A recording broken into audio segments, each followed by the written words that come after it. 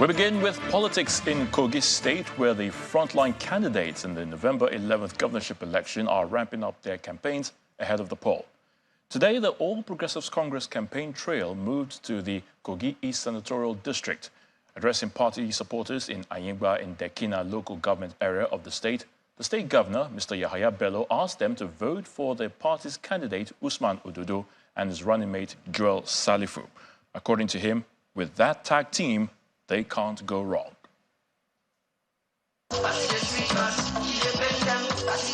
With the November 11th governorship election in Kogi State around the corner, the state chapter of the All Progressives Congress and its governorship candidate, Usman Ododo, are in the Kogi East Senatorial District to campaign ahead of the poll.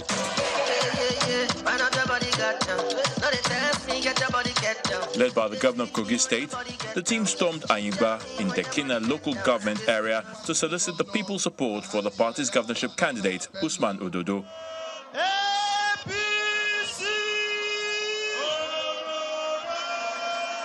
The campaign begins with a welcome address by the state chairman of the APC, after which the Director General of Ododo Salifu Campaign Organization explains to the people why they should vote for the APC come November 11th. APC has been doing well in all our elections. It is because of the kind of leader, the type of leadership we have in the center. Alhaji Yahaya Bello has provided everything needed for a party to win election. Igala people, are you ready? Yes. Are you ready to deliver Ahmed Usman Ododo? Our candidate, Alhaji Ahmed Usman Ododo, has a vision for Kogi State to build on the legacy of Alhaji Yahaya Adoza Bello. Before addressing party supporters in the area, Governor Yahaya Bello welcomes members of some political parties who defected to the APC.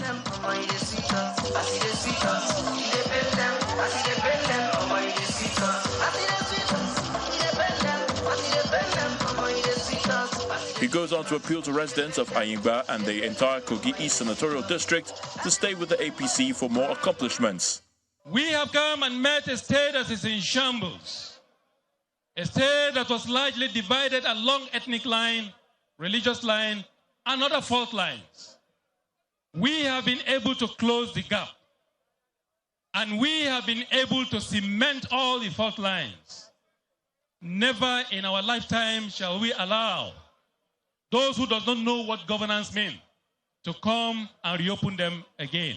Easy. After his speech, he then presents the party's flag to the governorship candidate, Usman Ododo. Of victory to our incoming governor, Ahmed Usman Ododo, and Joel Salifu. Thank you and God bless you. The candidate then addresses the gathering, promising to build on the accomplishments of Governor Yahaya Bello if voted into office on November the 11th. I want to promise that APC is a party to beat. And as such, don't engage yourself in violence. Avoid them. And make sure you come out November 11, 2023 to vote APC. Voting APC is a vote for development. Voting APC is a vote for progress. Voting APC is a vote for unity. Voting APC, we are voting for ourselves. As the campaign ends, the party's flag bearer reminds the supporters of the importance of mobilizing the people around them to come out and vote for the APC on D-Day.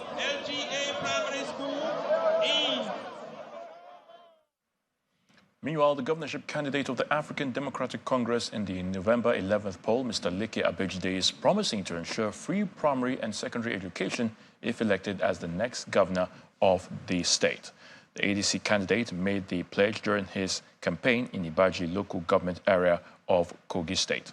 He expressed disappointment over the number of out-of-school children in the state, maintaining that quality and accessible education is the only way the development of Kogi can be achieved speedily.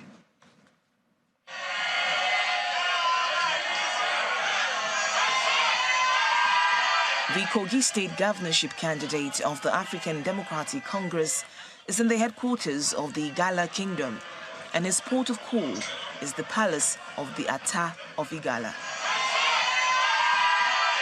The candidate and his running mate share the party's plans for the state with the paramount ruler. I will respect all my traditional rulers. I will give you the due respect that is needed. I will make sure anytime I invite you, I will call you, put you in the best hotel for you to enjoy yourself. I will not look down and put you inside some. You will continue to see me and be proud of me as your son.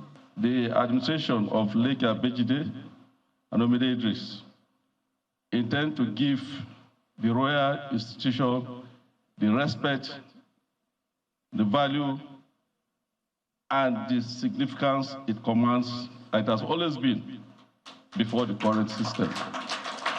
In the name of the Father, Amen, and of the Son, Amen. A royal blessing follows the speech. I bless you in the name of our ancestors who are on this seat before me. They put me here. They guide me in whatever I say. I'm talking on their behalf. As from today, wherever I go for your campaign, no any pin will touch you.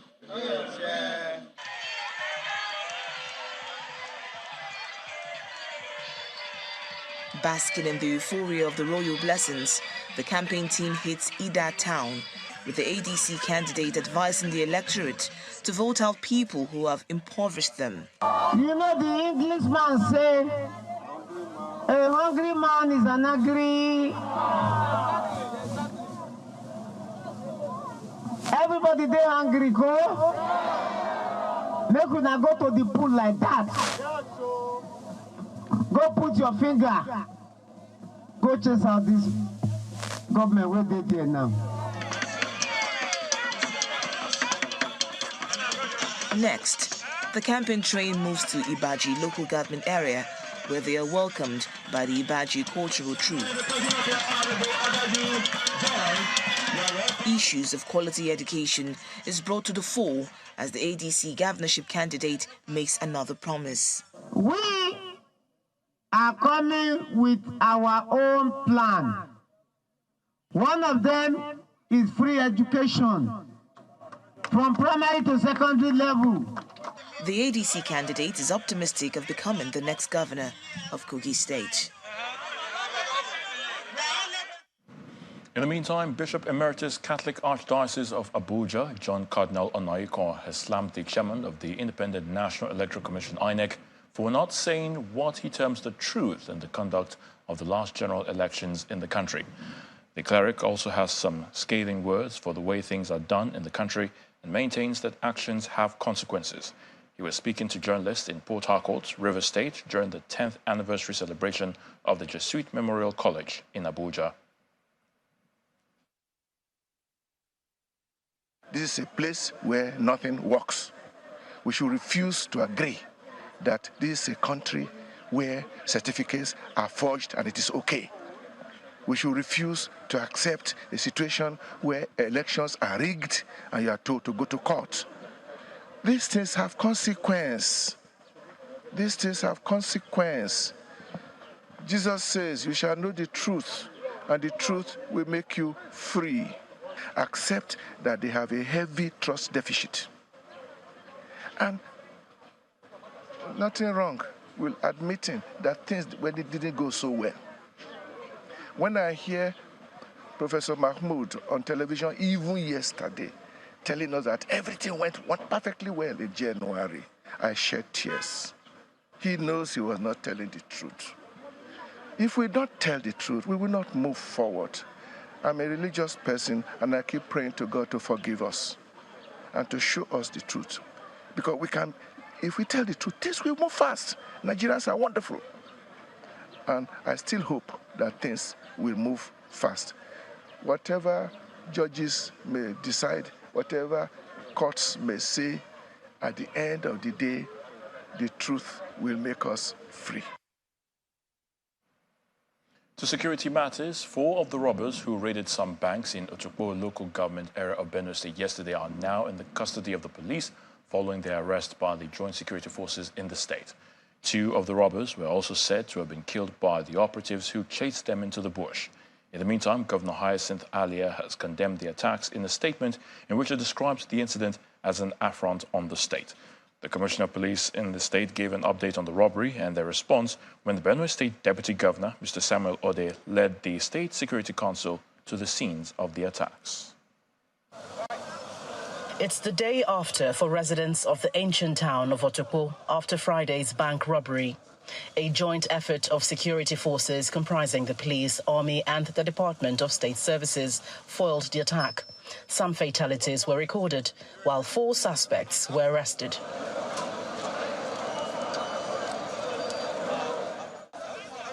When the deputy governor arrived on the scene, he received some briefings from officers. They told me that they are around Zenith Bank.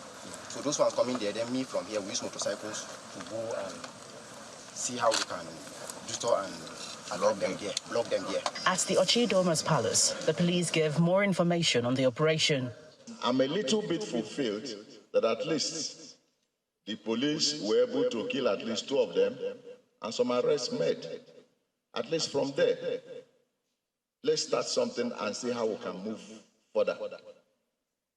And I'm begging every one of you that is here, by the time you get home, kindly escalate this information we've given to you. Talk to your brothers, talk to your distant relations. Let them please look out for information for us. The deputy governor later visits the survivors and speaks of plans to address insecurity in the state. We are going to sit down as a community to work together with government so that together we can design a new security architecture to respond to this level of criminality. We are not going to allow this to be swept under the carpet.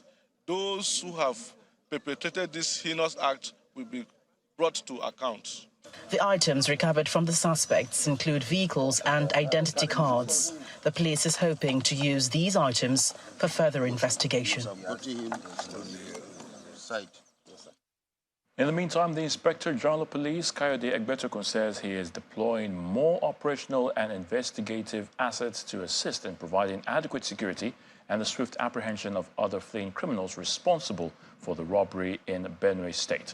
In a statement by the Force Public Relations Officer, ACP Olumuyiwa Adejobi, the IGP strongly condemns the incident, which resulted in the tragic loss of lives of both police officers and innocent civilians. It goes on to say the IGP has put all commands and formations, especially in Benue State, on red alert to avert any further deadly attacks on institutions and innocent citizens. While commiserating with the families of the victims affected by the violence, Mr. Egbetokun called on the public to remain calm and cooperate with the authorities by providing any information that could aid in the investigation of the incident.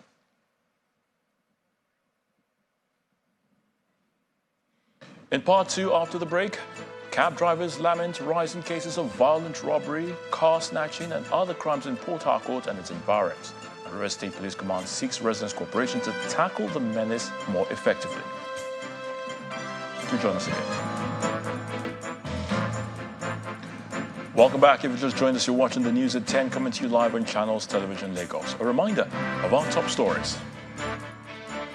Political parties wrap up campaigns in Kogi State as gladiators in the governorship election crisscross the state to woo voters ahead of the poll on November the 11th. A day after they visited Otokpo town with mayhem and anguish in a daring bank robbery, 4 of the suspected robbers have been arrested and 2 others killed by security operatives.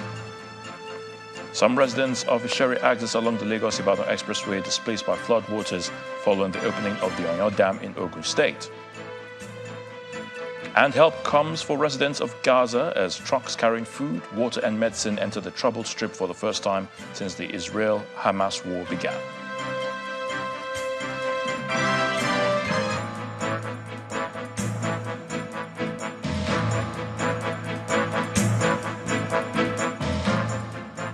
More security matters now, this time in River State, where residents of Port Harcourt, the state capital, are expressing concerns over what they describe as the rising spate of insecurity in the metropolis, especially as the festive period approaches. Robbery of various kinds and other forms of crime seem to be the order of the day, with e-hailing cab services particularly being susceptible to the attacks. A number of drivers are said to have lost their lives in the past few weeks. In this report, we take a look at the situation and what's been done to combat the menace.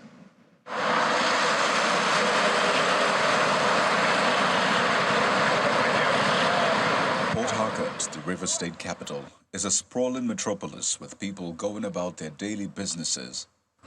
But below the semblance of serenity, something sinister is happening. Car snatching. As car robbery syndicates, popularly known as One Chance and other violent crimes, are proliferating the city. App-based cab-hailing services are being targeted for car theft and sometimes violent crimes meted out to the drivers. A driver who prefers to remain anonymous says they've lost count of stolen vehicles. The problem is not only about the cars that are being lost, but the tendencies of the persons taking lives. The shooting of the drivers is where our problems are. Most of the cars, some of them are insured. It can be gotten back. Some of them have comprehensive insurance. But the problem is about taking lives. They are killing the drivers.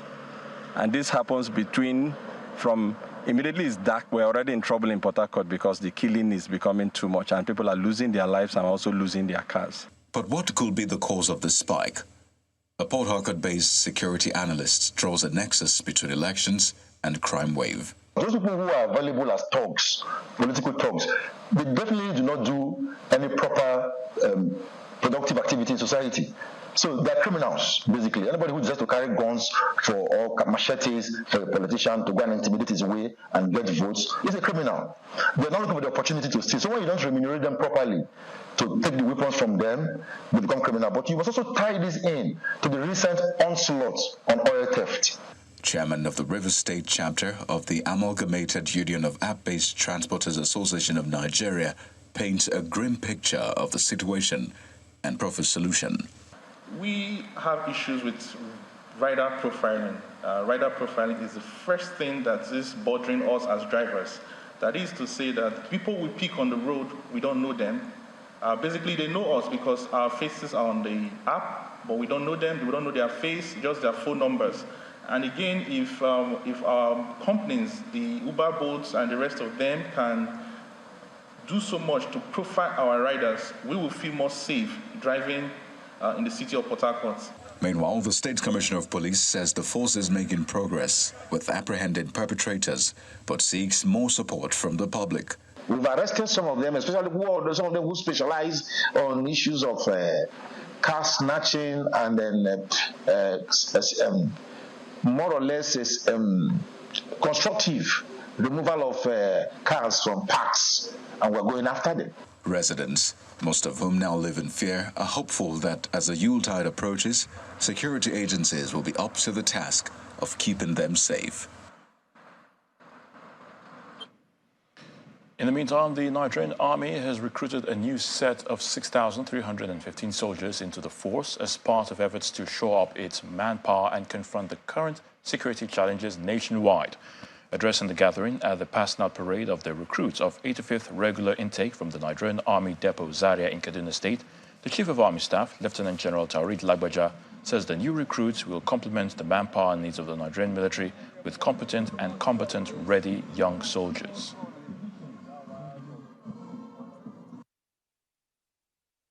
Following the assessment of threats that face us in different parts of the country, the Nigerian Army has come to the realization of the gaps.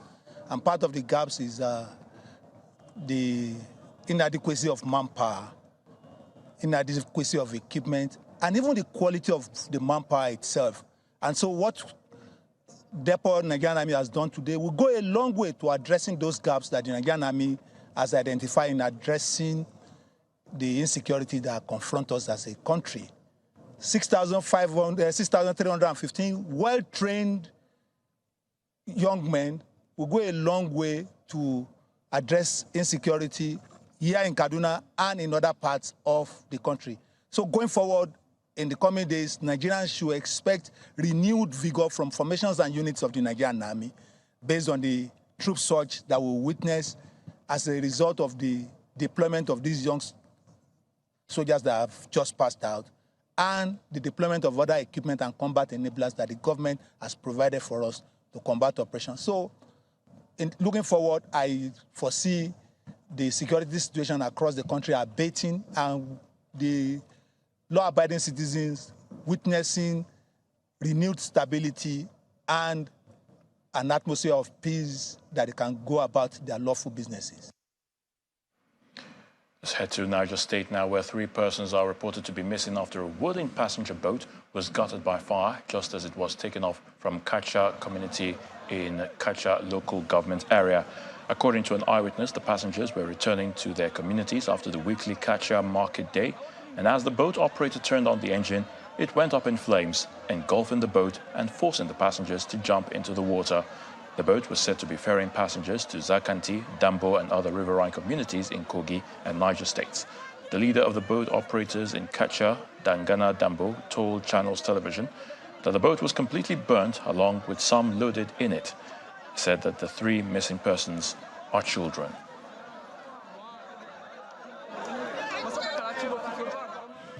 Residents and communities along the Lagos-Ibadan Expressway have been devastated by the increase in water volume and flooding, owing partly to the release of water from the Oyo Dam.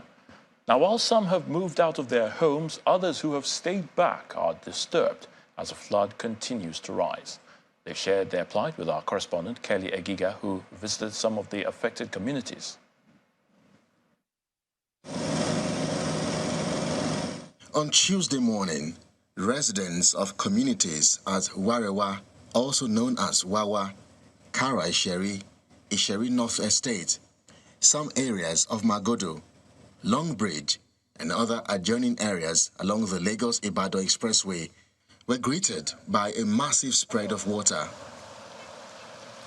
And the devastating impact is a major problem for residents who have battled with this flooding over the years. Some attempt to salvage what is left of their belongings, and others displaced by the flood.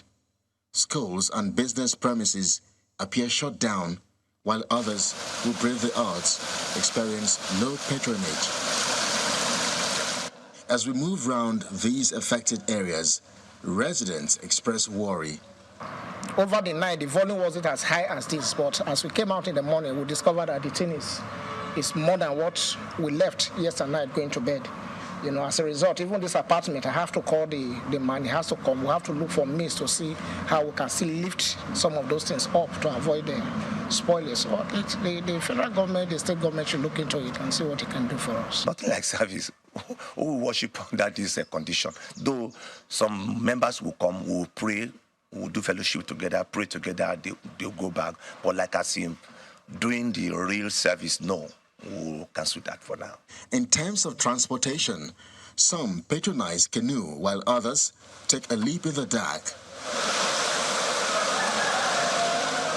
But even in this catastrophic situation, some are having fun swimming and others fishing, while these young girls make their way through the flood with buckets of water on their head. Looking at the Ogun River, this is the reason why buildings in some parts of the Karo market are also flooded.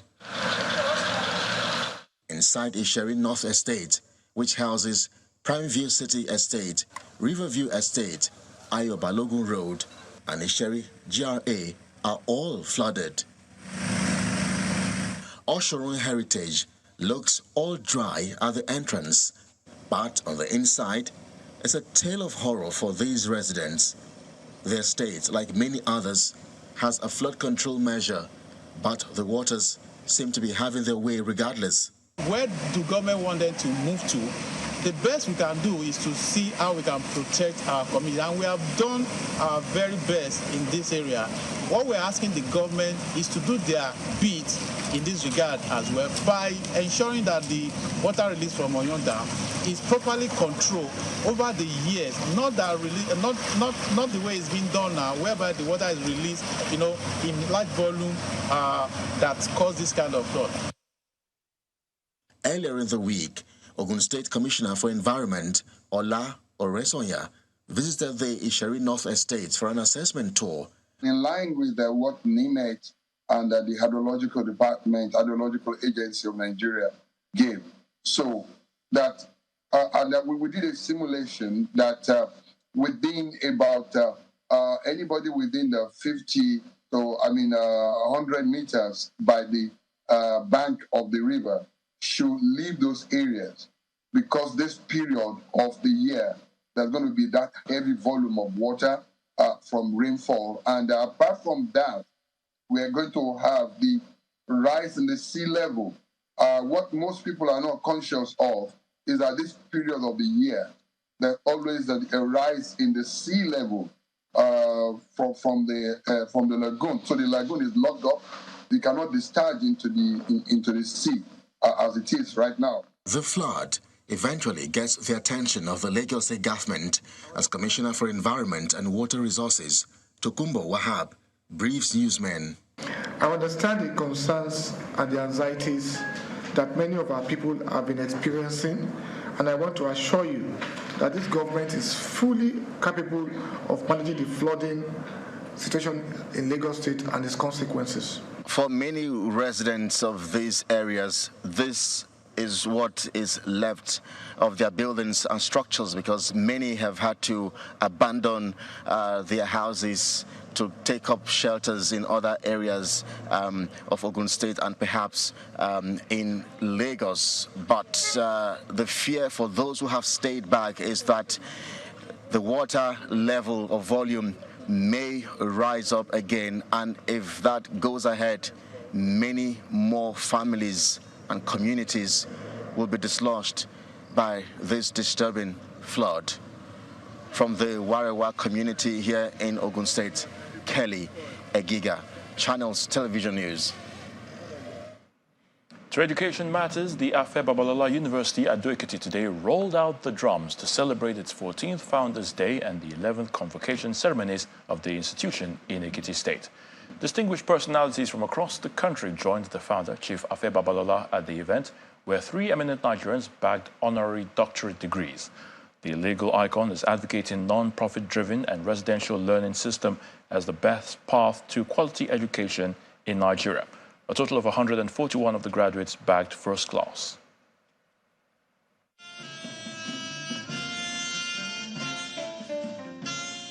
A procession to mark the commencement of the convocation ceremony and the Founders' Day of Afe Babalola University.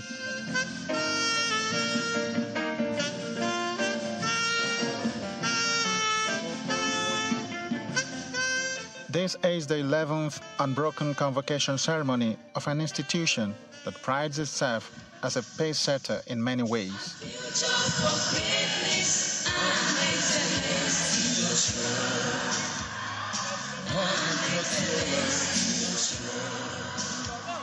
ABUAD founder and legal luminary Chief Afe Babalola seizes the opportunity to again call on the federal government to check the increasing number of private universities being given approval to operate to ensure alignment with rules. Before we started this university, we were required to have a piece of land, a plan, and some buildings on the land. And we were given only 2 colleges then. Today, what do we have? Gentlemen, parents, we have witnessed the approval of over 100 private universities without following the rules. For the governor of Ekiti State, ABUAD has become a global brand. 13 years ago, when this university began on this land, no one could believe the institution would have gone this far. The university has not only carved a niche for itself as a place of high academic standard, it is emerging as one of the best in Nigeria and in Africa, and indeed the whole world. 3 notable Nigerians bag honorary doctorate degrees of the institution. They are the Emir of Lafia, retired Justice C.D. Bagi Muhammad, The Managing Director of Bovers and Company Limited, Dr. Mrs. Victoria Sampson, and former Secretary General of the Commonwealth, Chief Emeka Anyoku.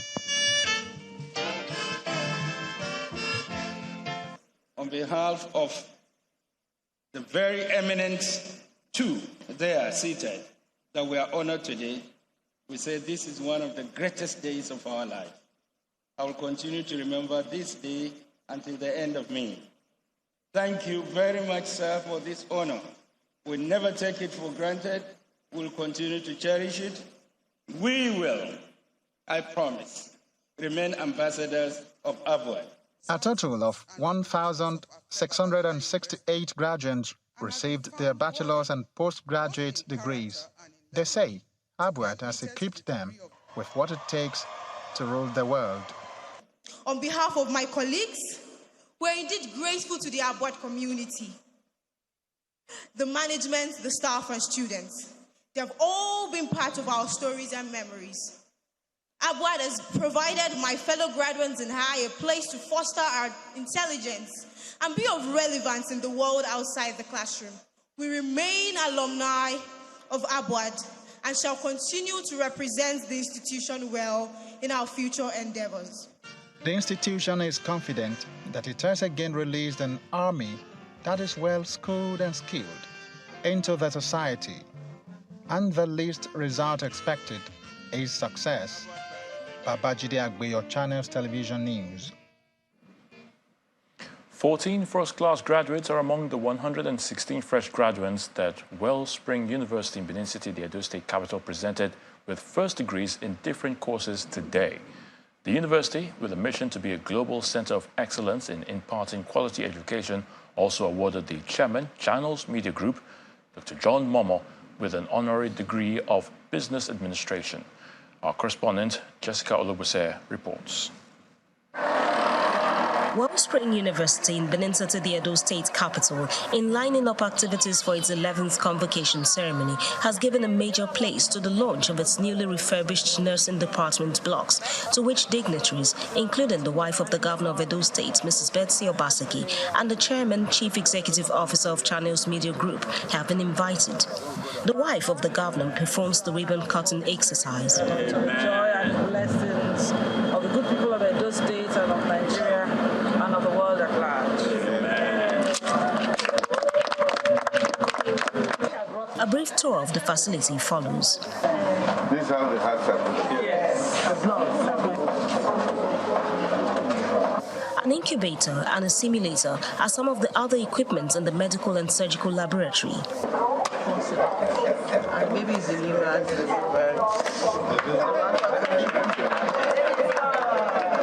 The wife of the governor finds it all impressive. So happy to find that this is also happening here. So you really have to work together.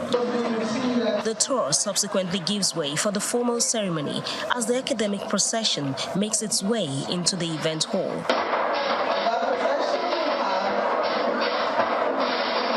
The fresh graduates intently soak in more tips from the convocation lecture. To become successful with your transition, you will need a blend of soft skills and, more importantly, to be deliberate in finding your sweet spot.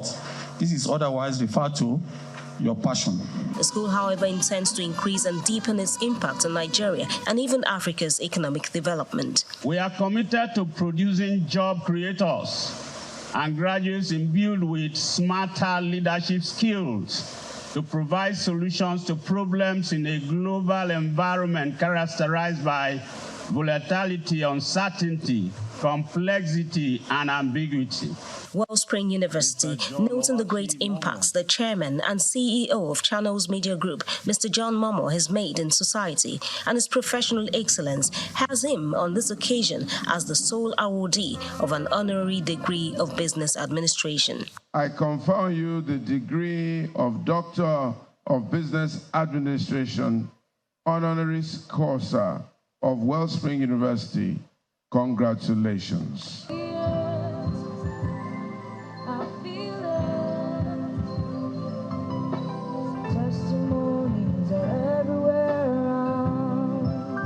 Mr. Mr. Momo, in his acceptance speech, wants the young graduates and undergraduates to translate the knowledge garnered over time to impact on society. And I urge you all to deploy all that you have learned and challenge the status quo for the betterment of our society. Knowing that the youth of a country shape its future, I enjoin you to ready yourself for leadership, which essentially means influencing your network as you sojourn through university, and it prepares you for the real world. Government is also asked to play a bigger role in education development in the country. Any country that does not invest in education is only sounding its own death knell. We know that politicians are reputed to have weaponized ignorance and illiteracy. We say a no to that, and we want them to come round the table and ensure that all our children, and including our adults, get the benefit of first-class education in this country. A breakdown of the graduates' results shows that 14 got a first class, 47 second-class upper division, and 44 second-class lower division from a training the school believes makes them worthy ambassadors. Jessica Olubuser, Channels Television News. Governor Bobby Charlton of Borno State has ordered the reconstruction of Tarmuwa community on the Nigeria-Cameroon border town of Banki in Bama local government area destroyed by insurgents. This is coming 2 years after the trans-border trade and commercial town formerly occupied by Boko Haram insurgents was reclaimed. Professor Zulum says the decision to reconstruct the displaced community is at the request of the inhabitants who have been living as IDPs in the town. Tarmuwa is 5 kilometers away from Banki town on the border between Nigeria and Cameroon. It is one of several communities that was reclaimed from the Boko Haram insurgents.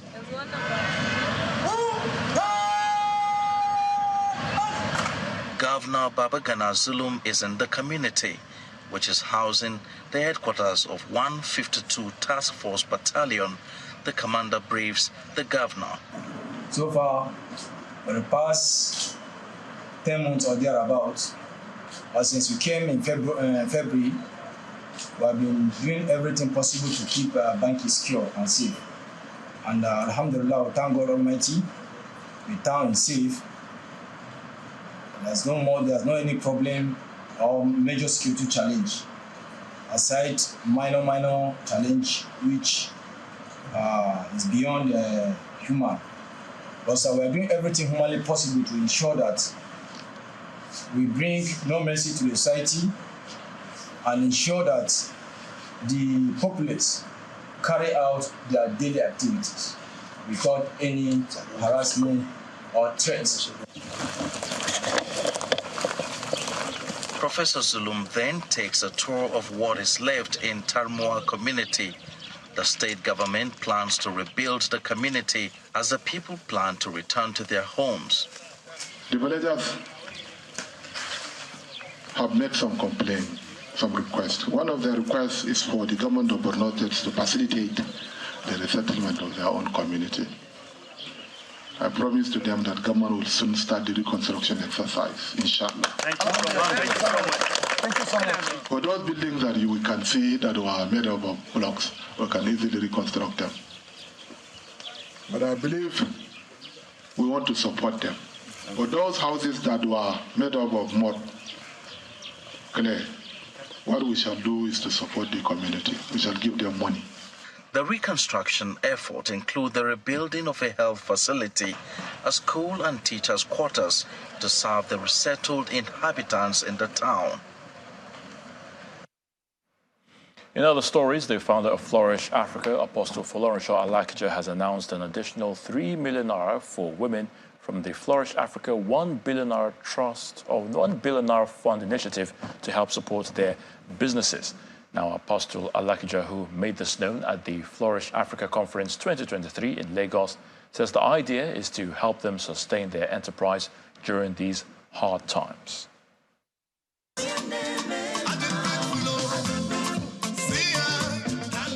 Flourish Africa a women's empowerment movement founded in 2017 by Apostle Folorunsho Alakija, serves as a catalyst to develop women and help them fulfill their career dreams. 7 years down the line, Flourish Africa has empowered thousands of women by providing them the platform and grants to lift a community of like-minded women. The 7th annual conference of the organization presents another opportunity for business owners doing well in their space to educate the gathering on steps needed to flourish. And the Director of Partnerships, Tony Elumelu Foundation, takes the lead. So at the startup stage, what we'll be looking at, the funding source, will be personal finance. Do you have, yes, you have a wonderful idea, I agree, but do you have a stake to commit to that wonderful idea? If you don't have a stake to commit to that wonderful idea, how do you approach others to assist, fund you?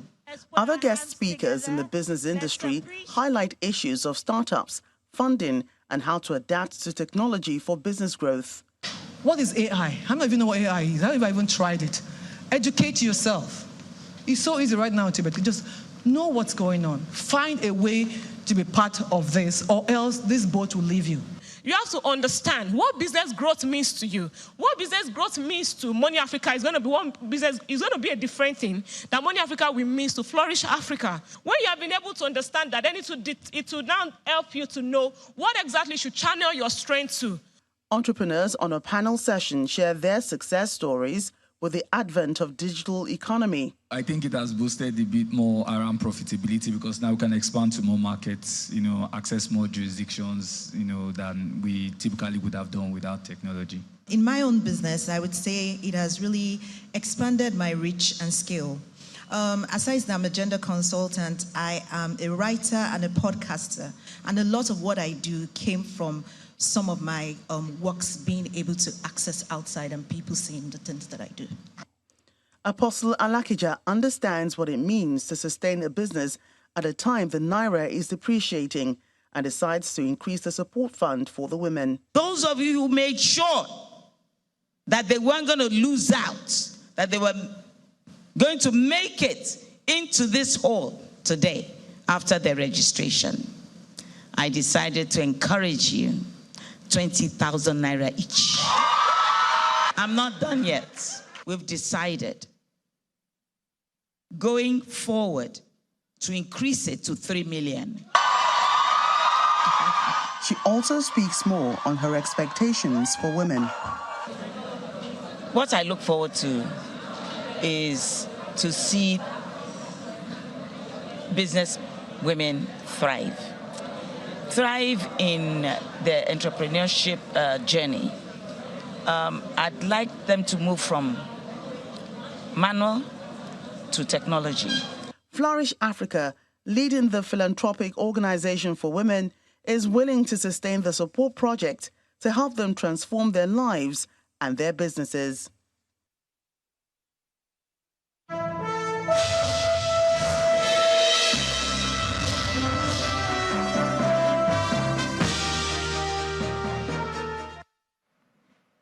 Welcome to Business News. The Minister of Agriculture and Food Security, Mr. Abubakar Kyari, is expressing concerns over the contribution of the livestock subsector to the nation's economy. This is just as he says that its contribution to the gross domestic product from the agricultural sector currently stands at 10%. Speaking at a meeting organized by the Veterinary Council of Nigeria in Abuja, the minister explains that with the council's launch of the National Veterinary Practicing License, the veterinary seal, as well as the geo-mapping of veterinary practices across the country, the sector may just experience a boost in production soon. Yes. Now, a lot of people don't look at livestock and poultry as food security, but it's one of the biggest providers of protein in our diet. So a healthy livestock and a healthy poultry means healthy diet, and which is also translates to a healthy person. As the saying goes, you are what you eat. So This is very, I'm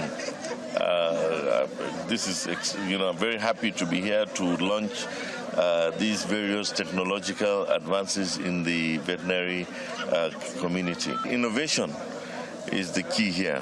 We need to use the ICT platform to innovate and make life easier. So when you have an app now, it means you can get information and get access to this platform more easily than having a big register to go through. So like it was explained, you can actually look at somebody's ID card and get their VCN number, and also just immediately through the app try to find the background of that particular person. And that would, stop quackery, like we all said here. Quackery is one of the most dangerous things we find in the medical circle. The Food and Agricultural Organization is pledging to support efforts that will boost youth engagement in agriculture production. Speaking at an event to mark the 2023 World Food Day in Abuja, the head of the Northeast Office of the Food and Agricultural Organization, Mr. Al-Hassan Sise, explains that the organization remains committed to initiating programs that will accelerate production, reduce hunger, and provide income for farmers. Trading activities on the Nigerian equities market finished the week on a bearish note as the NGX All-Share Index fell by 0.42% week-on-week to close at 66,915.41 points. To the trading activity, the market recorded a volume of 1.496 billion share units valued at 24.283 billion naira during the week across 29,298 deals, showing volume traded was higher compared to the previous week, while value and deals finished in the red. Similarly, all other indices finished lower, with the exception of banking counter finishing up 3.52%, as consumer goods counter dropped 5.26%, oil and gas down 0.21%, insurance counter shared 2.66%.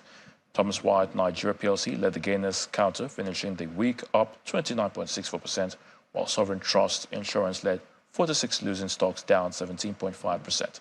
United Bank for Africa PLC, Fidelity Bank PLC, and Access Holdings PLC were the top trades for the week. To the global commodities market, London cocoa futures rose to the highest price in a century despite disappointing data on demand in North America, while both Arabica and Robusta coffees gained strongly in the week and hit one-month highs. March London cocoa settled up £52, or 1.6%, to £3,225 per metric ton, after setting a peak of £3,230, which is the highest price since futures started trading in 1920. Analysts attribute the rise to an outlook where industry cover is tight and a third successive supply deficit is widely expected this season. Also, cocoa demand in Europe, Ivory Coast, and Brazil has held up well in the face of high prices, while the fall in Asian third-quarter demand was not as severe as expected.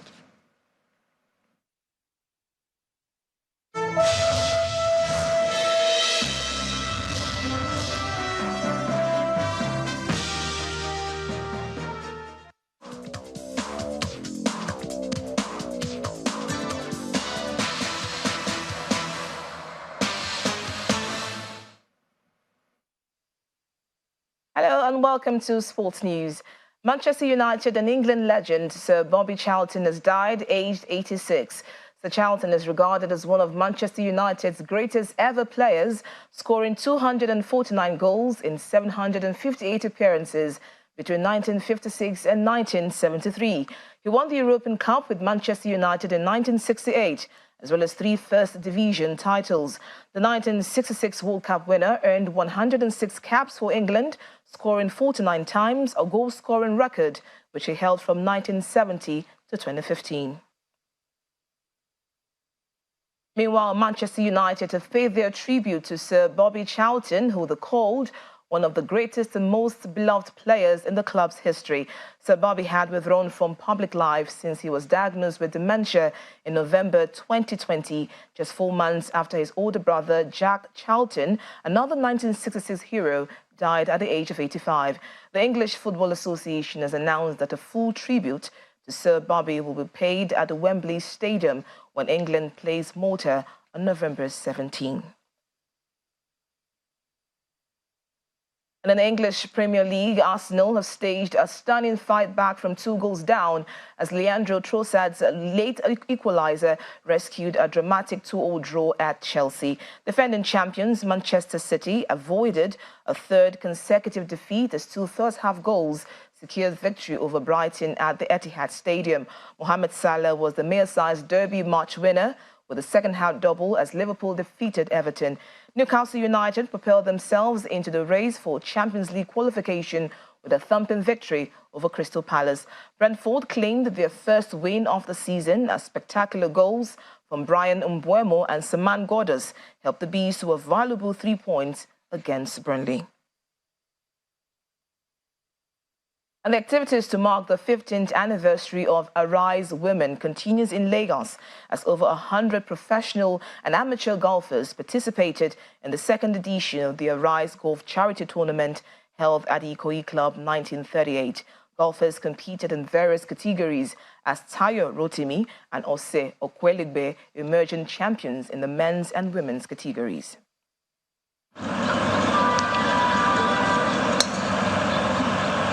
For the 2nd successive year, Arise Golf Charity Tournament is back at the golf course of the Ikoyi Club 1938 as part of activities to celebrate the 15th anniversary of Arise Women with the theme Step Up. Aside from using this initiative to raise funds for charity, it also engages these golf enthusiasts to take time off their busy schedules to exercise, enjoy the game, and challenge for various titles. And they enjoy the excitement it brings. This year we were in the plan, it took time before we came out, but the turnout has been overwhelming because everybody wants to be involved. Some people came from abroad to come and play, and it has been fantastic, better, much bigger and better than last year. The golfers were punctual. I happened to be one of the first flight, which is the first tee off, and we all enjoyed a game. Yes. Arise CEO Dr. Shiju Iluyamade is not left out of the fun as she steps out to the golf course to take a swing. Follow through, swing through. One time. For me, it means that the message being sent across about preventive health care is being understood, because you can walk on the golf course for 4 hours, for as long as you want to, and exercise your body, your mind, you can think, and you can actually step up physically, you can step up mentally, you can step up in every single way you so desire. And our slogan this year is Arise, Step Up. And after a busy day at the golf course, it's time to celebrate the successful conclusion of the event and reward winners.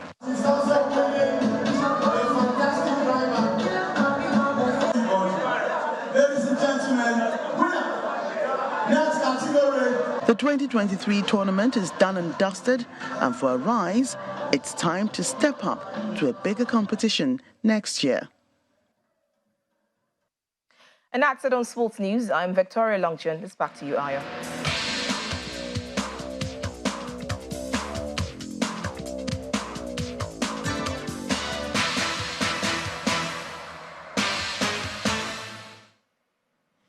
Many thanks, Victoria. For the first time since the Israel-Hamas war erupted, trucks carrying aid have entered Gaza. The UN will be responsible for distributing the aid that has arrived through the Rafah crossing. According to Israel's military, the aid will be directed to the southern end of the enclave, where residents were warned to flee to. Israel agreed to allow about 20 trucks carrying food, water and medicine, but no fuel into Gaza through the southern crossing from Egypt. The trucks, which have been stranded in Egypt, entered through the Rafah border with Gaza after days of diplomatic wrangling over conditions for delivering the aid. Former Prime Minister of Pakistan, Nawaz Sharif, has returned to the South Asian nation after nearly 4 years in self-exile, stirring up the country's already fraught political scene as it awaits what is expected to be a tumultuous national election. Mr. Sharif, who has served as Pakistan's Prime Minister 3 times and was once ousted in a military coup, landed at Islamabad airport today. He was the former head of the Pakistan Muslim League, Nawaz, one of two dynastic parties that have traditionally dominated the country's politics. He was disqualified from holding office in a Supreme Court ruling concerning corruption allegations in the year 2017. The following year, he was sentenced to 7 years prison for corruption charges. He denied, but the sentence was suspended on medical grounds, allowing him to travel overseas for treatment on the condition that he return within 4 weeks, a requirement he then flouted. His arrival back in Pakistan comes just days after an Islamabad court granted him protective bail, meaning he cannot be arrested before appearing in court.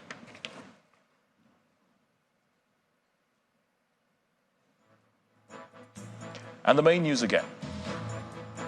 Political parties in Kogi State today continued their tour of the state as their governorship candidates wooed voters ahead of the November the 11th governorship election.